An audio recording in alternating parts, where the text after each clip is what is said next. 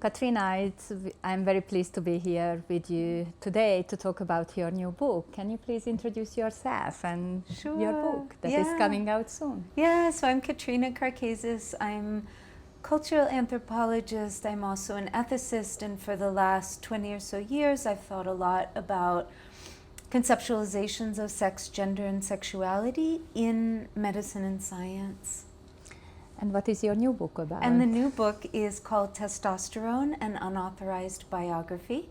So it will be out in August of 2019 with Harvard University Press. So how testosterone is situated in your book? Yeah, so maybe it's better to tell you how the book came about. I have a long history of thinking about controversies over medical interventions for children with intersex variation. So basically children who are born with what are commonly thought of as male typical and female typical traits. And testosterone figured in those debates. And so in some ways I've been tracing this hormone for quite some time. And that led to a project around testosterone regulations in sport, and really at the elite level, the desire to limit women's natural testosterone levels so that they could be eligible to compete in the female category. So basically a biological criterion used to label women as women. And if not, if they don't have the appropriate level, then they've been excluded and banned from sport unless they lower it with medically unnecessary interventions. So it was during the course of that work that there was an interview that I had done with my co-author, Rebecca Jordan-Young, who's also in New York. And we were on the BBC, and it was a short interview. And over the course of about 10 minutes, the interviewer asked 3 times why testosterone levels were not a good way to divide men from women, and why it was that they didn't confer a better athlete or better performance. And the first time she asked it, it seemed, a perfectly fine question. By the third time she asked it, I didn't think that we weren't answering the question properly. I felt like we had hit up against a lot of folk ideology or folk wisdom about the hormone, where what we were saying was hard to believe or hard to accept. And so from there, what we did was to write a book that essentially tried to deal with what I think of are a lot of sedimented ideas about this hormone.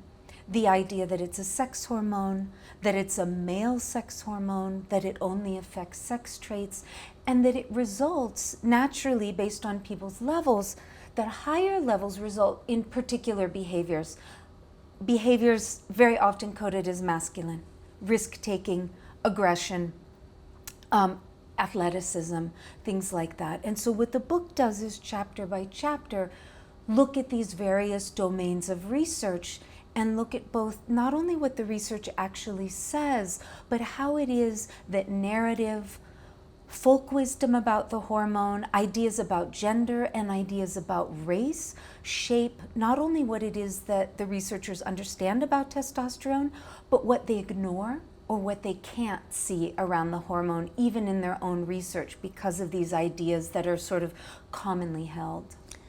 How your book is, and your knowledge and analysis that you are presenting in the book is actually most relevant for recent political events?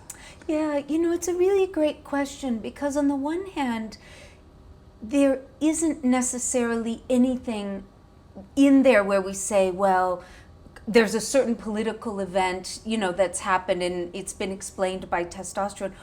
What instead is happening more pernicious and pervasive, which is really this idea that so many things that we understand to be naturalized. So for example, the dominance of men in particular hierarchies, the prevalence of men in STEM fields, the fact that prisons are mostly populated with men and mostly populated with black men, at least in the US, the idea that men take more risks. All of this can be tied back to the literature and to this hormone, which is just meant to do so much work in the world. And what our thought was, is if we can go back to the research and show what it actually says. And without giving away the punchline, let's just say that most things that people think this hormone does, it doesn't do, and it certainly doesn't do in any clear and simple way.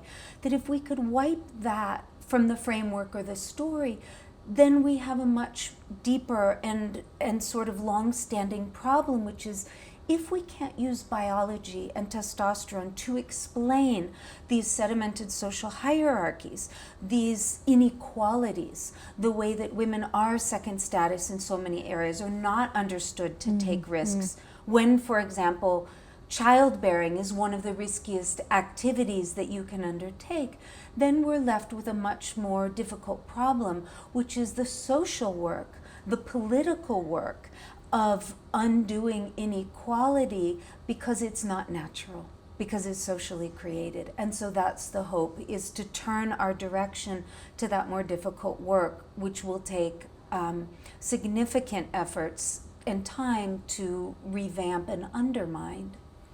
So if you can have one takeaway message for your book, what would that be?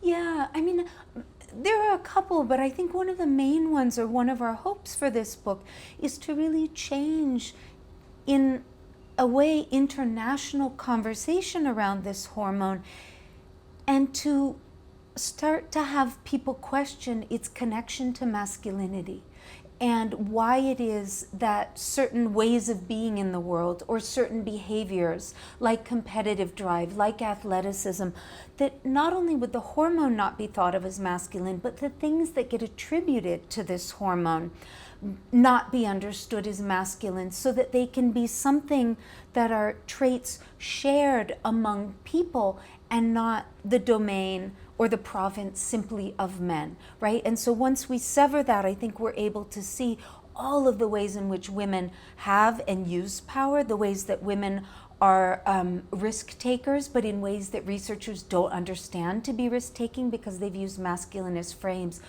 So to really sever that connection and to be more expansive and curious about what this hormone might contribute to, that might even be things that we understand as feminine or feminizing. For example, we have a whole chapter on its relationship to ovulation, which is not understood to be masculine at all, and yet testosterone is critical in that. And so to expand our knowledge of what it does in all different kinds of bodies, not just male bodies. Without taking the access away from those who may want to use it, right? Absolutely. Within a gender binary, gender Absolutely. non-binary concept. Yeah. We are so eager of holding Thank your you. I'm book in our excited hands. too. We are very excited, and thank you so you. much for your contribution. Oh, Esther, I'm grateful to have the time to talk to you about it and for your interest. Thank you so much. Thank you. Yeah.